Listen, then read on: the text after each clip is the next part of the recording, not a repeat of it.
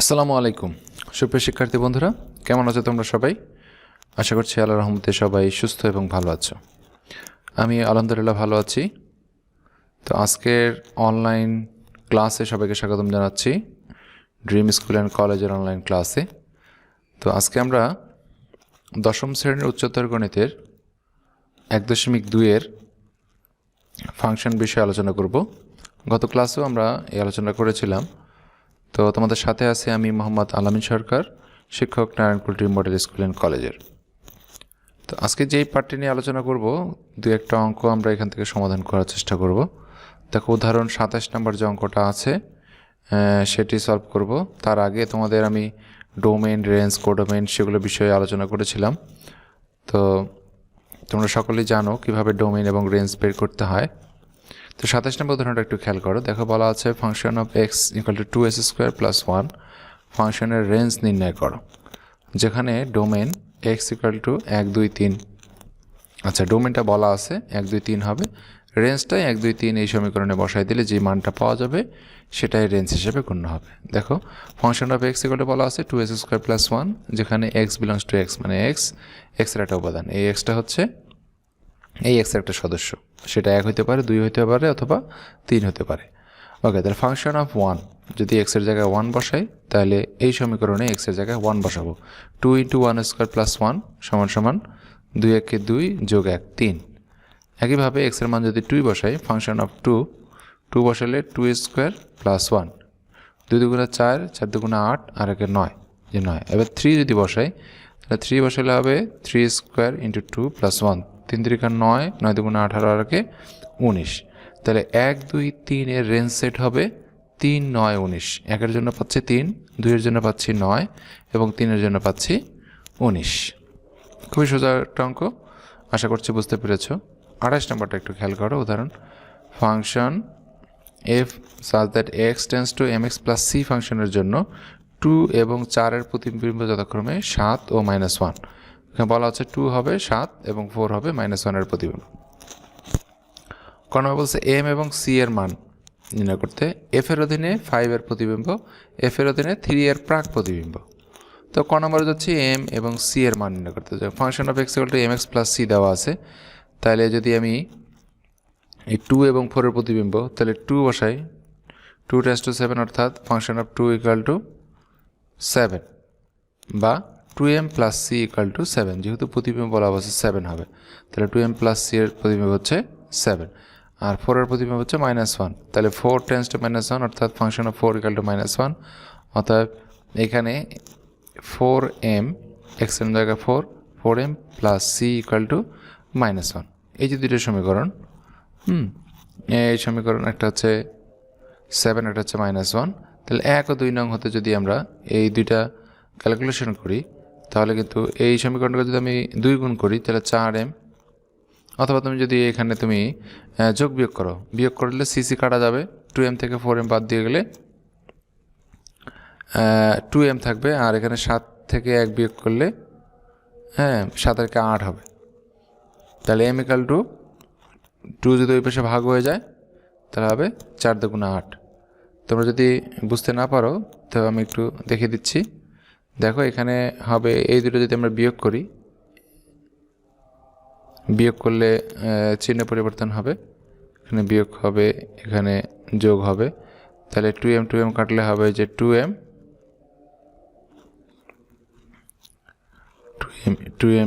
= হবে 8, আর এখানে সি তোমার কাটা যাচ্ছে, +c - c আমরা কেটে দিলাম। তো 2m = 8 মানে বা m = হবে 8/2, 8 / 2। তো 2 দিয়ে যদি 8-কে কাটাকাটি করো তাহলে কত হবে? 4 দুগুণে 8। তাহলে m এর মান হচ্ছে 4। এখানেই বলা আছে m এর মান 8। এইখানে যে মাইনাস ছিল, এখানে 2m এর মাইনাস হবে, আর m টা পাশে গেলে -m = অতএব m = -4। একইভাবে m এর মান যদি তুমি যে কোনো একটাতে বসায় দাও, যদি এখানে m এর মান যদি 4 বসায় দাও, 4 দুগুণে -8, 8 থেকে 7 বিয়োগ করলে -8 এর পাশে প্লাস হয়ে যাবে, 8 7, c এর মান পাওয়া যাবে 15, এটা হলো সি এর মান আর এটা হলো এম এর মান। আশা করছি বুঝতে পারতেছো। এবার খ নাম্বার এফ এর অধীনে 5 এর প্রতিবিম্ব। 5 এর প্রতিবিম্ব f5 = -4 × 5 + 15। এখানে এখন মান বসাই দিব। এম সি দুজনের মান পাওয়া গেছে, এম আর সি এর মান বসাই দিলাম। 4 × 5 = 20, 20 থেকে 15 বিয়োগ করলে -5, -20 থেকে। এইবার 3 এর প্রাক প্রতিবিম্ব, 3 এর প্রাক প্রতিবিম্ব f = 3, তাহলে -4x + 15 = 3, তাহলে x = হবে 3, কারণ এই 15 যদি ওই পাশে চলে যায় হয়ে যাবে 15 থেকে 3 ভাগ 12 আর 3 × 4 = 12, তাহলে x এর মান 3, মাইনাস কাটা যাচ্ছে। তো আশা করছি বুঝতে পারছো। এবার 29 নম্বরটা একটু খেয়াল করো, দেখো ফাংশন অফ x = √1 - x দ্বারা বর্ণিত ফাংশনের ডোমেইন নির্ণয় করো। Function of -3, function of 0, function of half, function of 1 এবং ফাংশন অফ t এর মধ্যে যেগুলো সংজ্ঞায়িত সেগুলো নির্ণয় করো। Okay, function of x = √1 - x belongs to r যদি এবং কেবল যদি 1 - x 0 থেকে বড় এবং সমান হয়। যদি এইটা 0 থেকে বড় না হয় বা 0 সমান বা 0 ছোট হয়, তাহলে রুটের ভিতরে মাইনাস চলে আসবে। রুটের ভিতরে মাইনাস চলে আসা মানে হচ্ছে সেটা অনির্ণয় আকার ধারণ করবে। তো সেটা করা যাচ্ছে না, তাহলে আমরা বলতে পারি যে রুটের ভিতরে যে সংখ্যাটুকু এই পুরোটুকু 1 - x গ্রেটার অর ইকুয়াল 0, মানে 0 থেকে অবশ্যই বেশি হইতে হবে। এবার যদি 1টাকে বেশি পাঠাই দিই তাহলে x greater or equal to 1, অর্থাৎ x হচ্ছে 1-এর থেকে ছোট বা সমান। তাহলে ডোমেন কত পাওয়া গেল? ডোমেন হচ্ছে x such that x belongs to r, x হচ্ছে অবশ্যই রিয়েল নাম্বারের সদস্য এবং x হবে 1-এর ছোট অথবা সমান। আচ্ছা, এবার এই জিনিসটা আশা করছি তোমরা বুঝতে পারতেছো। এটা যদি আমি -xটাকে যে ওই পাশে পাঠাই দিই তাহলে হয়ে যাবে +x, তাহলে 1 থাকলে এখানে ওই পাশে +x, এটা সমান সমানের মতোই কাজ করছে। আচ্ছা, এখানে ফাংশন অফ 3 প্রথমে বসাবো। ফাংশন অফ 3 = হচ্ছে এখানে জাস্ট x এর জায়গায় 3 বসে যাবে, -3, তাহলে √1 - -3, তাই -1 হচ্ছে +1 + 3 মানে 4, 4 মানে হচ্ছে √4 মানে হচ্ছে 2। একইভাবে যদি 0 বসাই 1 - 0 মানে √1 মানে হচ্ছে 1। একইভাবে হাফ যদি বসাই তাহলে 1 - হাফ, তাহলে 1 থেকে অর্ধেক বাদ দিলে অর্ধেক থাকে। এটা লসাগু করে করতে পারো, 2 লসাগু, 2 - 1 1 হবে। তো 1 থেকে হাফ বাদ, এই হাফ থাকলো, হাফকে রুট করলে হচ্ছে 1কে রুট করলে 1ই হচ্ছে, 2কে রুট করলে √2 হচ্ছে। আচ্ছা, যদি 1 বসাও √1 - 1, সেক্ষেত্রে 1 1 বের করলে 0, 0 রুট মানে 0। তো f2 যদি আমরা 2 বসাই তাহলে এখানে হবে x এর মান 2, 1 - 2, -2 কি?